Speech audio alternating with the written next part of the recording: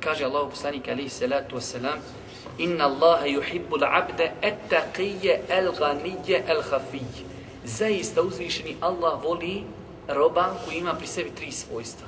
Et-taqij, bogobojazan.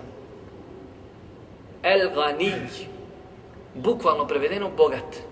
Ali kažu komentatori i tumači hadisa, ne misli se bukvalno bogat. Nego ćemo govoriti o bogatstvu. Ali ovdje se misli zadovoljan. Zadovoljan. Allah voli roba koji je bogobojazan, zadovoljan i hafij. Skriven. Za njega se ne zna. U kontekstu čovjek živi normalan život, ne miješa se ondje gdje ga, ono što ga se ne tiče, toga se ostavi.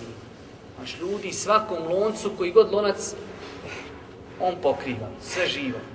Sve komentare, on sve vrste sportova zna. U koju god ekipu ga ubaciš, on odmah se uklopi igra. Sve živo komentariši. Svakog učenjaka, on ti rengen ima, samo ga probaci, kaže, otfulu 6 svetava u životu, završena stvar. Sam ti 6 naučio.